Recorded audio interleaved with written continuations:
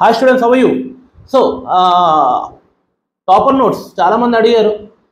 Topper notes గురించి actually recent ఒక student వచ్చింది, చాలా లైక్ డిప్రెషన్ కైండ్ ఆఫ్ థింగ్లో ఉంది.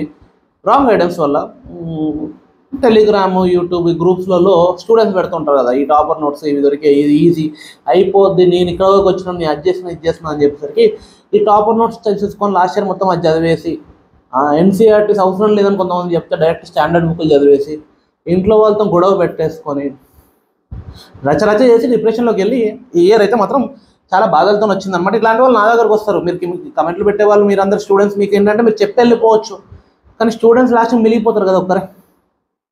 సో వాళ్ళ కోసం చేస్తున్నాను. టాపర్ నోట్స్ ఎక్కువ పనికి వస్తాయి. That's the video. Please listen carefully. ఎక్కడి వరకు వాడుకోవాలి అక్కడి వరకు వాడుకుంటే ఇబ్బంది లేదు. బోల్డ్ క్లెయిమ్స్, అతిగా ఓవర్ యాక్షన్ చేసి ఈ జాలు ఇట్లాంటివి అయిపోతాయి అది ఇదని మాట్లాడే వాళ్ళతో కొంచెం, ఒక టాపర్ అనేటాడు స్టాండర్డ్ బుక్స్ చదివి ఉంటాడు, ఎన్సీఆర్టీస్ కూడా చదివి ఉంటాడు, బేసిక్ బుక్స్ కూడా చదివి, ఫౌండేషన్ బుక్స్ కూడా చదివి ఉంటాడు, వాడు చాలా లెక్చర్స్ అటెండ్ అయ్యి ఉంటాడు, చాలా మంది దగ్గర నుంచి గైడెన్స్ తీసుకొని ఉంటాడు, చాలా రీసెర్చ్ చేసి ఫైనల్గా ఒక బుక్ రాసుకొని ఉంటాడు through current affairs and everything. అది వన్ నోట్స్. వానికి అది వర్కౌట్ అయ్యి రేపు పొద్దున వానికి అంత జాతకాలు బాగుంటుంది, సెట్ అయిందంటే ర్యాంకర్ అవుతాడు, అప్పుడు అది టాపర్ నోట్స్ అవుతుంది. వాడు అంత రీసెర్చ్ చేసి ఉంటాడు. ఓకేనా? ఒక టాపర్ అంటాడు ఇంకో టాపర్ నోట్స్ రిఫర్ చేసి ఉంటాడు, కానీ సొంతంగా అయితే వాడు రాసుకొనే ఉంటాడుగా.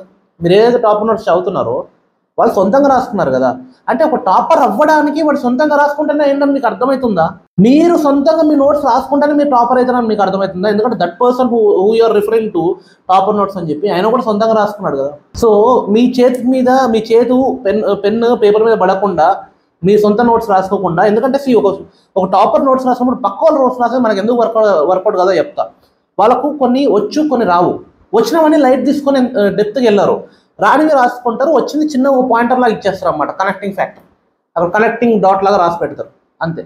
మీకు అదే రాకపోవచ్చు, మీరు అది మిస్ అయ్యారు అనుకోండి, మీకు అర్థం కాదు, రేపు పొద్దున ఎగ్జామ్లో స్ట్రైక్ అవ్వదు.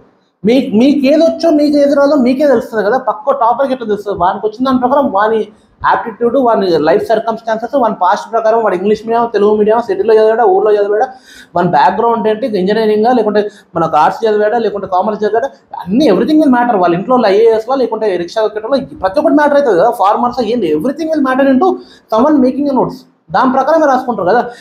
మనకు ఊరు నుంచి తెలుగు మీడియం పిల్లలు వస్తారు నాలాగా, వాళ్ళు ఏం చేస్తారు, పక్కకు తెలుగులో రాసుకుంటాం మేము.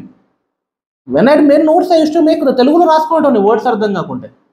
అది నేను రాసుకుంటే ఇప్పుడు టాపర్ నా కోసం ఎందుకు రాసిస్తాడు అట్లా, అర్థమవుతుందా? సో నేను అలా రాసుకుంటా కాబట్టి నాకు మార్కులు వస్తాయి.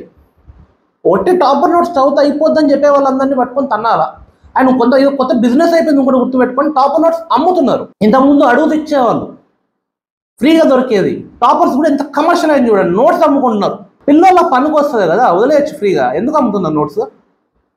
కొంతమంది ఎంత పెద్ద ఫ్రాడ్ అంటే, కొంతమంది నాకు తెలిసిన టాపర్స్ ఉన్నారు, వాళ్ళ హ్యాండ్ రైటింగ్ కూడా కాదు, వేటోళ్ళతో రాపించి అమ్ముతున్నారు. జాగ్రత్తగా ఉండండి, మోసపోకండి. టాపర్ అనగానే సొల్లు గార్చుకోండు, ఇది ప్రూవెన్, ఇది 100% అవుతుంది అనగా ఆశలు ఎందుకు పడుతున్నారు? కష్టపడి పోవచ్చు కదా. మీ ఆశనే కదా మిమ్మల్ని మోసం చేసేస్తారు, లక్షలు మోసపోతున్నారు. ఇయర్ పోతుంది, మీ ఆశనే వాడుకుంటున్నారు వీళ్ళు, గుర్తుపెట్టుకోండి. మార్కెట్లో that selling notes for 5,000 10,000 topper notes, hand written notes. అది వాందా కాదా ప్రూఫ్ లేదు. అక్కడ వాళ్ళు ఫోటో వేసేస్తున్నారు దానికి, అక్కడ every topper is getting 50% royalty on that కదా. Most probably will be getting something, లేకుంటే ఎందుకు ఇస్తారు? ఫ్రీ వదిలేస్తారు కదా, మనీ పెట్టినట్టే సంథింగ్. ఇప్పుడు ఫీజులు పెడుతున్నారంటే దేనికంటే, ఇప్పుడు ఇల్లు ఇవన్నీ గడుపుకోవాలి. ఆల్రెడీ ఐఏఎస్ ఐపీఎస్ జాబ్లు వచ్చిన వాళ్ళు వాళ్ళ దగ్గర నోట్స్ అంటే ఇచ్చేయచ్చు, but still why this selling? And మీరు దాన్ని మోసపోయి ఆ బిజినెస్ పెంచుతున్నారు, మీకు పనికి వస్తలేదా పట్టించుకోవట్లేదు. టాపర్ అని పేరేస్తే సొల్లు కాసుకుంటే ఓడమే, హర్డ్ మెంటాలిటీ. ఇయర్స్ తర్వాత పిల్లలు వచ్చి సరిపోతుంది అన్నారు, సార్ ఇప్పుడు సరిపోవట్లేదు, ఏం చేయాలంటే, అరే నీకు ఎట్లా సరిపోతుంది? నీకు తెలియదు, నువ్వు అన్ని చదువు, వాడు అన్ని చదివిన కాబట్టి టాపర్ అని, నువ్వు కూడా అన్ని చదువుతానే టాపర్ అవుతావు. వాడు చేసింది ఫైనల్ అవుట్పుట్ తీసుకొని ఎంత కకృతి ఉంటే పక్కన కష్టం తీసుకొని పని చేసేద్దాం అనుకుంటాం. బికాజ్ మీరు అనుకున్నా కూడా, మీరు ఆ స్ట్రాటజీలు వేసినా కూడా గుర్తుపెట్టుకోండి, అది రిఫరెన్స్ మెటీరియల్గా వాడి దానికన్నా ఎక్కువ పని చేసిన చాలా మంది ఉంటారు. అంటే స్టాండర్డ్ బుక్లు చదివి, టెస్ట్ సిరీస్లు రాసి, మనకు ఫౌండేషన్ బుక్లు చదివి, నోట్స్ రాసుకొని, రివిజన్లు చేసుకుంటూ, వాల్యూ అడిషన్ చేసుకుంటూ, పిఐబి చదువుకుంటూ, యోజన అన్నిటి నుంచి తీసుకొని వాళ్ళు సొంత నోట్స్ రాసుకొని, ఒక టాపర్ నోట్స్ కూడా బయట మార్కెట్లో దొరుకుతుంది, అది కూడా తీసుకొని దానిలో రిఫర్ చేసుకొని, ఎక్స్ట్రా పాయింట్ ఉంటే దాన్ని రాసుకొని వాడు వెళ్తాడు కదా ఏఎస్కి నీకన్నా ముందు. ఉండరు అనుకుంటారా అట్లా? మీరు ఇప్పుడు కూర్చొని మాటలు చెప్పడం, ఇది రేపు పొద్దున అటెంప్ట్ ఇచ్చిన రోజు చూడండి కనబడుతుంది. Remember my words. అటెంప్ట్ ఇయ్యనంత వరకే బలుపు ఉంటుంది. యూపీఎస్సీ ప్రతి ఒక్కరి ఏదైతే తలకెక్కుంటుందో ప్రతి ఒక్కరు దింపుతుంది. 1 attempt 2 attempt 3 attempt until you become humble, until you accept.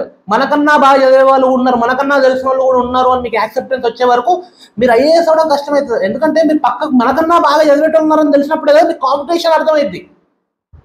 నేను చెప్పేదాన్ని అర్థమైంది. ఆ కాంపిటీషన్ అర్థమైనప్పుడు కదా మనం దాటిపోవడం అర్థమవుతుంది. నీకు కాంపిటీషన్ లేదు నువ్వు అనుకుంటే, నీకన్నా బాగా చదవగలుగుతాను, నీకన్నా ఒక బెటర్ స్ట్రాటజీ చేయగలుగుతాను అనే తెలివి నీకు లేకుంటే నీ తప్పని అనట్లేదు, కానీ నాది కూడా తప్ప. ఇప్పుడు నేను చెప్తున్నా నాకన్నా బెటర్ చెప్పేటాడు ఉంటాడు, ఐ యాక్సెప్ట్ దట్. అది యాక్సెప్ట్ చేసినప్పుడు ఏంటంటే వాడు చెప్పింది రేపు పొద్దున్న అడాప్ట్ చేసుకుంటాను, నా పిల్లలకి ఇంకా బాగుపడతారు. నేను పట్టిన కుందేలకి 3 కాళ్ళని నేను కూర్చున్నాను అనుకోండి, నా పిల్లలకు నేను ఇచ్చే గైడెన్స్ లిమిటెడ్ అయిపోద్ది. అవునా కదా? మీరు కూడా నా స్ట్రాటజీ కరెక్ట్ అనుకున్నారు అనుకోండి, నాకు ఆసారి చెప్పిందే కరెక్ట్, ఇది చెప్పిందే కరెక్ట్. ఒకరు మించి ఒకరు ఉంటారు. అర్థమైందా? బిగినర్ లాగా వచ్చి అటెంప్ట్ కూడా ఇవ్వకుండా 1-2 attempts ఇచ్చినా కూడా ప్రతి ఒక్కదానికి సొంతంగా మనకు స్టార్టింగ్లో ఉండదు, కరెక్ట్ గైడెన్స్ తీసుకొని ఒక మినిమం ప్రిలిమ్స్ మెయిన్స్ ఇంటర్వ్యూకి వెళ్ళి వచ్చినాడు ఎంత హంబుల్గా ఉంటాడు మీకు అర్థమవుతలేదు. ఎవడైతే సగం నిండినకుండా సౌండ్ చేస్తుంటారు, ఇంటర్వ్యూకి వెళ్ళి వచ్చిన వాళ్ళు చాలా హంబుల్గా ఉంటారు, ఎందుకంటే వాళ్ళకి రియాలిటీ అర్థమైంది. ఈ మెయిన్స్ వరకు వెళ్ళిన వాళ్ళకు బాగా పొగరు ఉంటుంది, ఇంటర్వ్యూ వరకు వెళ్ళి వచ్చిన వాళ్ళకి చాలా హంబుల్గా ఉంటారు. వాళ్ళంటే అక్కడ ఢిల్లీకి వెళ్ళి అంతమంది చూసి వస్తారు కదా పక్కకు.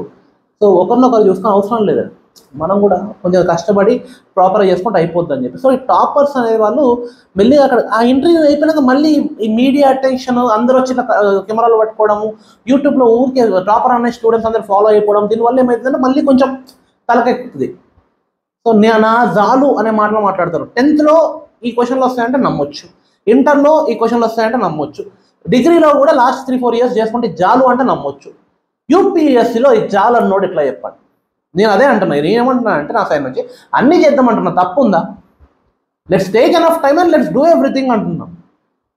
Let's not leave any stone unturned అంటున్నా. Let's not take short cuts అంటున్నా. దాని తప్పేమనుందా? That's it. అనవసరంగా ఇది చేస్తే చాలా అన్నట్టు కొంచెం జాగ్రత్త. అంటే రిసోర్స్ లిమిటెడ్ రిసోర్స్ ఉండాలి. ఏంటది? స్టాండర్డ్ ఇవి ఉన్నాయి కదా ఆల్రెడీ బుక్స్, ఎనఫ్. దాన్ని ఇంకా కంపైలేషన్ చేసి దాన్ని ఇంకా కంపేర్ చేసి చదవడం అంటే అర్థం చేసుకోండి. దానికన్నా ఎక్కువ చదివిన వాళ్ళు ఉంటారు కదా, మనం వాళ్ళకన్నా ఎక్కువ చదవడం కదా కాంపిటీషన్. సో ఒట్టి టాపర్ మార్క్స్ మీద డిపెండ్ అవ్వ, కానీ use it as reference material. చాలా బాగుంటుంది. దేర్ ఆర్ అపాల మిశ్రవి కొన్ని దిస్ ఎథిక్స్ ఇవన్నీ చాలా బాగుంటాయి, వెరీ వెరీ యూస్ఫుల్. కాకపోతే ఏంటంటే ఎక్కడో వాడాలో అర్థం కావాలి. రేపొద్దున ఎగ్జామ్ రాసేది మీరు కదా, ఆన్సర్ రైటింగ్ మీరు చేయకుంటే ఆ నోట్స్ మళ్ళీ మీరు రెడీ చేసుకోకుండా కుదరదు. But so that's it. ఎందుకు ఇంత ఎమోషనల్ అవుతున్నా అంటే పిల్లలు 1-2 years వేస్ట్ చేసుకొని వచ్చి బాధపడుతున్నారు, డిప్రెషన్లో వస్తున్నారు. జస్ట్ ఈ టాప్ నోట్స్ అని చెప్పి ఒకటి చెప్పేసరికి I very much affected. So I'm making this video for you guys. Please అంటే 1-2 years వేస్ట్ అయినాక వెనకకు వచ్చి మళ్ళీ బాధపడకండి, అవసరం లేదు కదా. మీరే తెలివి పెట్టండి. నేను చెప్పిన పాయింట్లో లాజిక్స్ ఉన్నాయా లేవో ఆలోచించండి. అయిపోతుందని ఒట్టి అనుకోకండి, డంబ్గా అనుకోకండి. ఒకసారి లాజిక్ ఆలోచించండి. సార్ మీరు చెప్పిన లాజిక్ కరెక్టే కానీ మరి ఇది కూడా కదా, దెన్ విల్ టాక్. లేదమ్మా ఇట్లా కూడా ఉంటుంది కదా, ఐ విల్ టాక్. నేను మీతో మాట్లాడతాను, నేను మీతో వాదిస్తాను. కావాలంటే 1-on-1 నాకు కాల్ చేయండి. I will give you my side of the equation. నా ఎక్స్పీరియన్స్ నుంచి వచ్చిందో మీకు చెప్తాను. మీకు లాజిక్ అనిపించకుండా అప్పటికి కూడా then fine, I will change my point of view. It's okay. ఎందుకంటే పిల్లలకు పనికి రావాలి, అందరికి పనికి రావాలి. బట్ నేను చెప్పింది కరెక్ట్ అనిపిస్తే you have to change so that you will clear your place easily, తొందరగా టైం వేస్ట్ చేసుకోకుండా. సార్ అందరూ బాగుండాలని చెప్తున్నాను. సో జై హింద్.